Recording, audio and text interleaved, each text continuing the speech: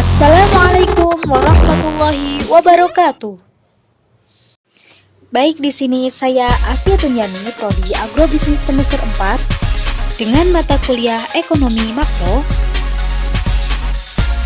yang diampu oleh Ibu Hajah Siti Nur Komariah SE MSI akan membahas tentang kebijakan moneter.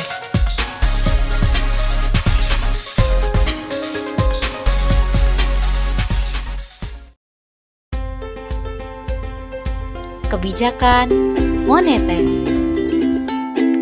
Hai, di sini kita akan membahas kebijakan moneter. Apa itu kebijakan moneter? Ya, kebijakan moneter merupakan suatu proses mengatur persediaan uang sebuah negara untuk mencapai tujuan tertentu seperti menahan inflasi.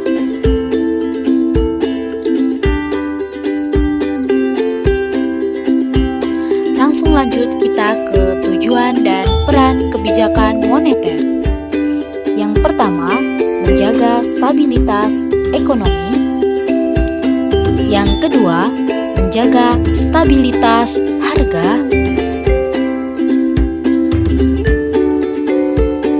Yang ketiga, meningkatkan kesempatan kerja.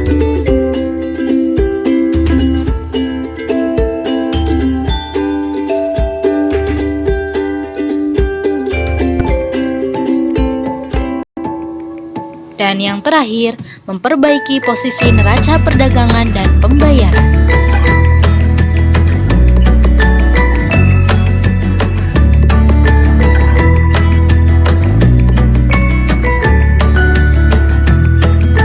Kemudian, apa aja sih fungsi kebijakan moneter? Yaitu, yang pertama, membuka luas lapangan pekerjaan. Yang kedua, meningkatkan pertumbuhan ekonomi yang stabil. Dan yang ketiga, yaitu menjaga iklim investasi. Jenis-jenis kebijakan moneter. Yang pertama, kebijakan moneter ekspansif, yaitu menambah jumlah uang yang beredar. Yang kedua, kebijakan moneter kontraktif, yaitu mengurangi jumlah uang yang beredar. Cara bank sentral untuk mengurangi jumlah uang yang beredar, yang pertama, menaikkan suku bunga. Yang kedua, menaikkan cadangan kas.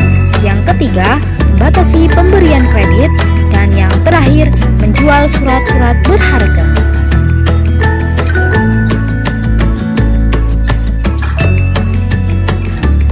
Cara bank sentral untuk menambah jumlah uang yang beredar: membeli surat-surat berharga, menurunkan cadangan kas, menurunkan tingkat suku bunga, dan memberikan kredit longgar.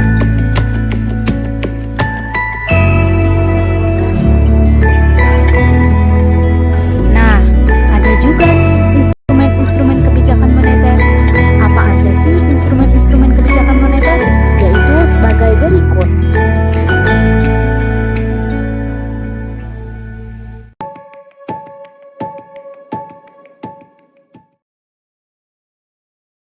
Indonesia dalam menghadapi arah kebijakan The Fed yang juga menjadi tantangan bagi Indonesia ke depan. Kami hadirkan saudara dalam dialog eksklusif bersama Gubernur Bank Indonesia Peri Warjio.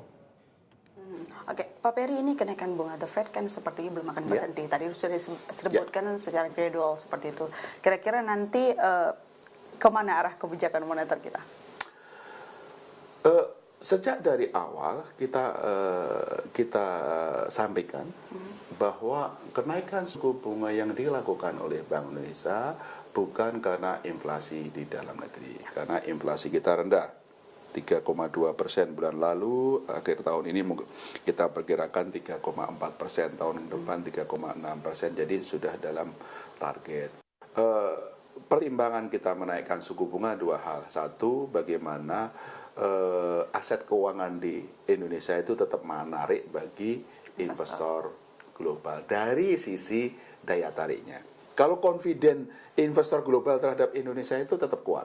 Cuma dari si imbal hasilnya kan harus menarik. Oke.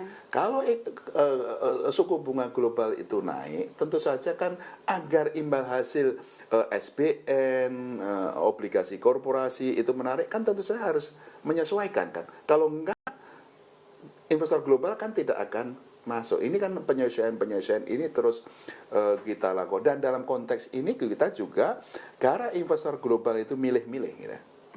Kita juga ingin meyakinkan bahwa aset keuangan Indonesia itu menarik tidak hanya bagi investor global, tapi juga lebih menarik dibandingkan dengan negara-negara lain. Ukuran-ukuran ini yang terus kita lakukan.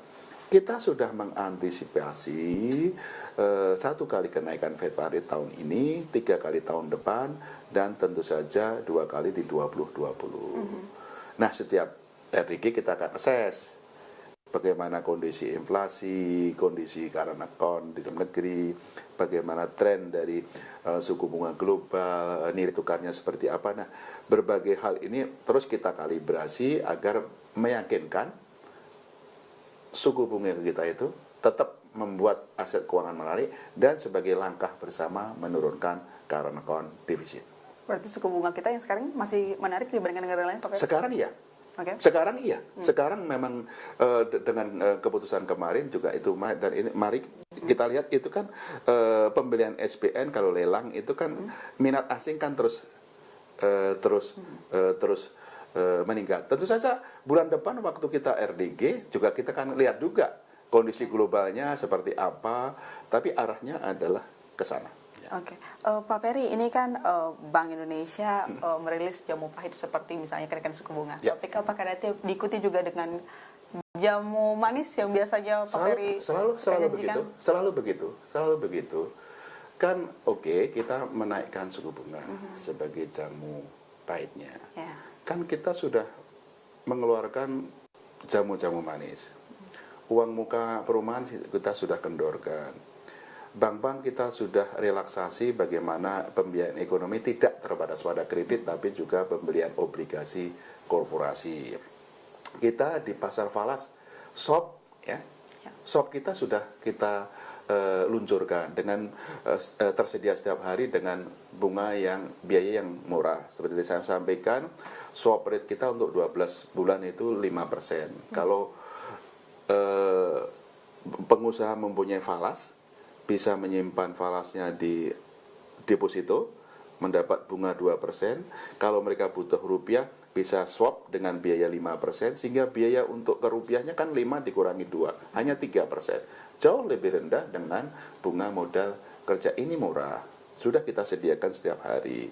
Kita juga domestic NDF. Bagi pengusaha yang memang memerlukan lindung nilai, tidak punya falas, kan bisa membeli forward yang dulunya harus disettle dengan menyediakan dana secara penuh. Sekarang kan nggak perlu menyediakan dana secara penuh, tapi biayanya juga secara net. Pak Ferry, pertanyaan terakhir.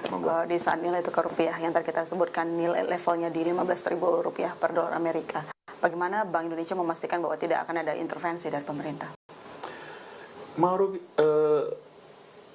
Pemerintah menjunjung tinggi independensi Bank Indonesia sejak dari awal, dan itu adalah saya dengar langsung dari Bapak Presiden.